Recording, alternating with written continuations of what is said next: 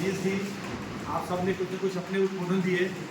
मैं criminal law का विद्यार्थी तो नहीं हूँ, लेकिन कभी न कभी किसी न किसी पर्सपेक्टिव से जानना और समझना होता है, तो मैं बहुत ज़्यादा कुछ नहीं कहूँगा। लेकिन मैं एक चीज़ ज़रूर कहूँगा कि यह जो संहिता लाई गई है भारत सरकार के द्वारा, right to access of justice को प्रोवाइड कराने के लिए लाई गई है। और ये तभी हो सकती है जब इसके स्टेक होल्डर्स, बार और बेंच के और हम लोगों की भूमिका, जो महाविद्यालय और विश्वविद्यालय के लोग हैं, ये बहुत कठिन चुनौती है। आने वाले समय में ये मतलब इतना हल्का नहीं है। खासतौर से जो सामने आप सब बैठे हुए सर जो बता रहे थे, ये उस चीज़ को पूरा करने के लिए एक एक सेक्शन को जब आप पढ़ेंगे नहीं, और उसके जो प्रैक्टिकल एस्पेक्ट्स हैं जब आप उसको देखेंगे, और आपके लिए बहुत ही सुनहरा असर है। आप अगर चाहें तो अपने को एक नए सिरे से स्थापित कर सकते हैं। इसमें कोई दो राय नहीं कि जो तकनीकी विकास हुआ है, जो टेक्नोलॉजिकल डेवलपमेंट हुए हैं, तमाम तरह के जो जीएसटी काउंसिल बनी है या जीएसटी का है, इनकम टैक्स का है, इवन इंटरनेशनल जो आर्बिट्रेशन वगैरह होते थे, सब चीज़ वर्चुअल होती थी, मीटिंग्स वगैरह सब कुछ होते थे। कोरोना पीरियड में हाई कोर्ट भी वर्चुअल चली है, ये सबको पता है। डिस्ट्रिक्ट कोर्ट भी दूसरे स्टेट पे चली थी, लेकिन अभी इस पे डिजिटल फॉर्म पे एविडेंस का करेक्शन या एविडेंस का उस पर जो है जजमेंट दिया जाना, ये सब चीज़ें नहीं थी। तो थ्रू स्टैट्यूटरी प्रोविजन ये सब चीज़ें की गई ताकि राइट टू स्पीडी ट्रायल आपका हो सके। लेकिन दिक्कत ये है कि जैसा कि हम सबने देखा है कि हमारा जो क्रिमिनल जस्टिस सिस्टम है, हमें आशंका और आने वाले समय में आपको इसको क्रिटिकल स्टडी भी करना पड़ेगा। जैसे शाह सर ने बताया कि आपको एक एक चीज़ पे अध्ययन करना पड़ेगा। अभी इसमें और अमेंडमेंट होंगे, एक एक धाराओं पे, एक एक परिभाषाओं पे परिवर्तन होंगे, और यह सुझाव आपके द्वारा भी जाना चाहिए। सबसे बड़ी जो अहम चीज है, हम पढ़ाने वाले हैं, पढ़ा देंगे, हम समझने वाले हैं, समझ लेंगे, लेकिन व्यवहारिक रूप से आपको लाना है।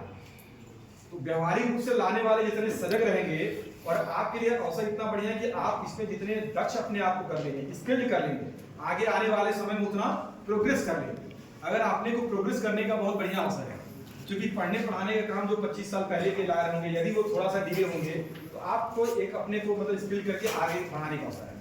हम इसको देखे नहीं, अभी बैठे बैठे देख रहे थे, बहुत सी चीजों को विशिष्ट रूप से परिभाषित की गई है। जैसे कि बेल है, पहले परिभाषित नहीं थी, जमानती और अजमानती था शायद। अब बेल है, बेल बॉन्ड है, किसे कहते हैं, अलग अलग रूप से परिभाषित की है। महिलाओं से संबंधित अपराध में भी परिभाषित की गई है। समन्स को जो डिलीवर करने में जो दिक्कतें आती थी, अब कोई भी अथॉरिटी सिग्नेचर के द्वारा, डिजिटल सिग्नेचर या अपने डिजिटल पैड के इमेज के द्वारा अगर आपको डिलीवर कर देता है, अगर आप वो देख लेते हैं अपने किसी डिजिटल मोबाइल ऐप्स या किसी चीज से, व्हाट्सएप से, किसी माध्यम से, तो वो माना जाएगा कि आपको समन्स का डिलीवर हो गया। एफआईआर वगैरह जो पहले कॉपी नहीं मिलती थी, एफआईआर का सप्लाई जो है या प्रोवाइड किया जाना लगभग कंपलसरी कर दिया कि आपको मिलेगा। दूसरी बात, प्रोसेस ऑफ ट्रायल या स्टेजेस ऑफ ट्रायल, आपको इंफॉर्मेशन में यदि आप मानते हैं तो आपको मिलेगी, स्टेजेस से पहुंचे। तो ये एक तरीके से बेंच के ऊपर भी और बार के ऊपर भी बिल्कुल आता है। लेकिन फिर मैंने ये कहा कि हमारा जो क्रिमिनल जस्टिस सिस्टम है, अभी प्रोसीजरल तरीके से तो थोड़ा स्पीडी करने के लिए कोशिश किया, लेकिन विक्टिम बेस पे अभी भी पता नहीं वो अमेंडमेंट हुआ है कि नहीं हुआ है उसके प्रोसेस से। क्योंकि विक्टिम बेस से हमारा क्रिमिनल जस्टिस सिस्टम नहीं था, क्राइम ऑफेंडर के दृष्टिकोण से हमेशा रहा है, क्योंकि उसको पनिशमेंट मिले। जब किसी ने कोई क्राइम किया, उसको हम एक पनिश करें और समाज में मतलब उसको दिखाएं कि उसने एक गलत काम किया, उसका परिणाम बुरा है। लेकिन एक विक्टिम जो हो जाता है, उसके तरीके से उस तरह की व्यवस्था नहीं होती। ये सब चुनौतियों में सबसे बड़ी जो प्रमुख मुद्दा आएगा एडवोकेट्स के ऊपर, जो आप वकील लोग हैं।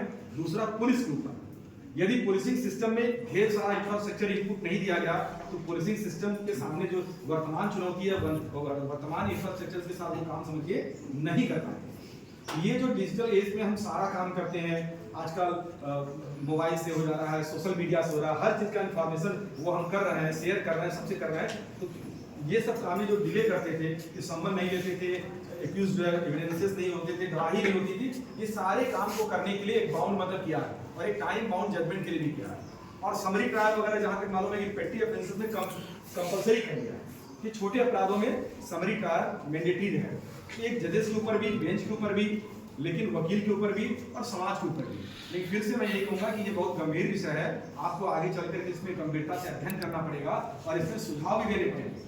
क्योंकि आपके द्वारा यदि सुझाव या हम लोगों के द्वारा सुझाव होगा, एक बहुत लंबी प्रक्रिया, एक एक सेक्शन पर भी रिसर्च होगा, उसको मतलब कि मॉडिफाइड किया जाएगा, उसमें कुछ इंसर्शन होंगे, कुछ रिफिल होंगे, कुछ मतलब कि इंसर्शन होंगे, रिफिल होंगे, मॉडिफाइड होंगे। ये सारी प्रक्रिया अभी साल, 2 साल, 3 साल, 4 साल तक चलेगी।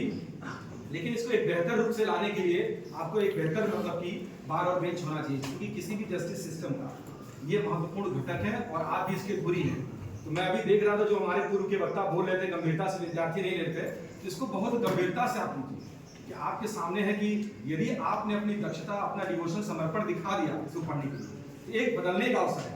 न्यायिक प्रक्रिया जिले से लेकर के राज्य से लेकर के अभी इसको हल्के में ही ले रहे हैं, मतलब कि एक शासन ministry of law and justice का आ गया, सरकार से आ गया, जिसको एक अवेयरनेस के तौर पे नहीं, अवेयरनेस के बाद जब इसका आउटपुट आएगा तो उसको इम्प्लीमेंट करना या आउटपुट को आपको बताने की जिम्मेदारी आपके ऊपर। तो इसको मिल करके काम करिए और इन्हीं सब शब्दों के साथ आए हुए अपने अतिथि और सबका धन्यवाद देते हैं और सबको शुभकामनाएं देते हैं। और आप विद्यार्थियों को भी मतलब कि कहते हैं कि आप लोगों ने इस पर पार्टिसिपेट किया और यहाँ से सब चीज़ों को सीख करके आप आगे जाके इसको जो है आगे फैलाइए और आगे जो है पूरा कोशिश करिए कि इसको किस तरीके से हम और अच्छी तरह से